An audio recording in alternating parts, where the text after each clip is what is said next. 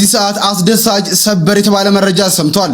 ከትናንትና ጀምሮ በሶሻል ሚዲያ ሰጣ ገባ ውስጥ ገብተው የነበሩት ቶማስ ኢዲኤፍ እና ጌታቸው ስዊት ቦክስ በስተመጨረሻ መታረቃቸው ሰምቷል። በመካከላቸው አንዳንድ አለመግባባቶች ተፈጥረው ከትናንትና ጀምሮ እንግዲህ በሶሻል ሚዲያ ላይ የተለያዩ ቪዲዮዎችን ሲለቁ የነበሩት እነዚህ ሁለት ግለሰቦች ዛሬ ከመሸ በቦሌ መድኃኔዓለም እንግዲህ የተለያዩ ሽማግሌዎች ባሉበት በመካከላቸው እርቅ እንደወረደ ተነግሯል። እኛም እንግዲህ በመሃላቸው ሰላም ስለወረደ ደስ ብሎናል። እንኳን ደስ አላችሁ። እንግዲህ እዚህ ያላችሁ የምታዩት እና ከካሜራ ጀርባ ያላችሁ በጣም እናመሰግናለን።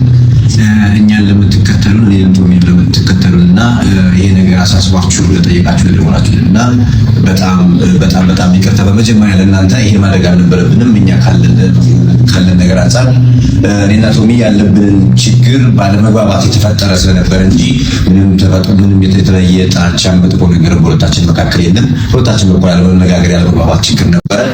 ይቅርታ ተባብለን ፈተነዋል እና በጣም እናመሰግናለን ሰፖርት ላደረጋችሁንና ይሄ ነገር ልክ አይደለም ብላችሁ ለገሰጻችሁን በሙሉ እግዚአብሔርና ፈጣሪ አመሰግናለን። በሙሉ በእኔ በኩል በሰራችሁ ቪዲዮዎች በሙሉ ወደ ፖለቲካ ወደ ብሔራዊ ከያላችሁ ሰዎች ነበራችሁ። ያ ነው አይደለም።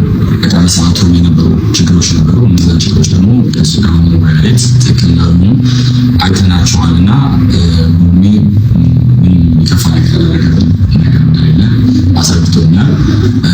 ያው እኔም በሰዓቱ የተሰማኝ ነገር ስለነበረ ነው። ትንሽ ሰዎች በድብድብ የሚፈታ ነገር በወሬ እያረዘማችሁ ነበረ ሲባል የነበረውን የቶሚንና የጌቾን ጉዳይ ዛሬ በመድኃኔዓለም በቦሌ መድኃኔዓለም ቤተክርስቲያን ተገኝተን የተለያዩ ሽማግሌዎች የተለያዩ ትልልቅ ሰዎች በተገኙበት እግዚአብሔር ያክብራቸው ሁሉንም በእርቅ ፈተነዋል። እንደምታዩት ተቃቅፈው ሁለቱም በደስታ ተለያይተዋል። አሁን እራት ለመብላት እየሄድን ነው።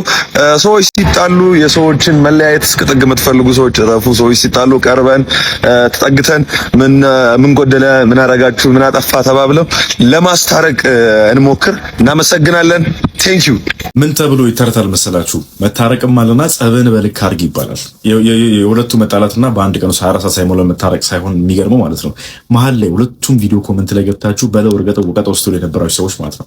አሁን እስኪ ምን ይውጣችኋል? እስኪ ዲስቱን ማየት እንፈልግ። የተለያዩ አጀንዳዎች ይዘዋል። እነዚህ ጉዳዮች የተለያዩ ነገሮች ለመያዝ ሞክረዋል፣ ግን አልሆነም። በሁለቱ ልጆች መልካም ፍቃድና በአንዳንድ ሰዎች እንደዚሁም ያላሰለሰ ጥረት ያው እኛን ጨምሮ የኢትዮጵያ ወጣት ሶሻል ሚዲያ ተጽዕኖ ፈጣሪዎች ማህበርም ጌቾ አባላችን እንደመሆኑ መጠን እዚህ ጉዳይ ኢንተርቪው ማድረግ አለብን ማለት እነ ዮሐንስ ተሾመ እነ ብሩክ ዘሪሁን ብሩክ ዚቲ ባደረጉት ከፍተኛ እንትን ነው። እንግዲህ እነዚህ ልጆች አሁን ሰዓት ላይ ችግራቸውን ፈተው እንግዲህ አብረው ራታቸውን በልተው አብረን ራታችንን በልተን እንግዲህ ሁላችን ወደ ቤት የገባ ነው እና ምን ልጨምርላችሁ፣ አሁን ልገምላችሁ መታረቅ ማለና ጸብን በልክ አድርግ ጉዳዩ ሳይገባችሁ እነዚህ ልጆች እንትን ሳይገባችሁ በለው እርገጥ ውስጥ የነበራችሁ ሰዎች ንስሐ ግቡ። ጠዋት ምንም እንግዲህ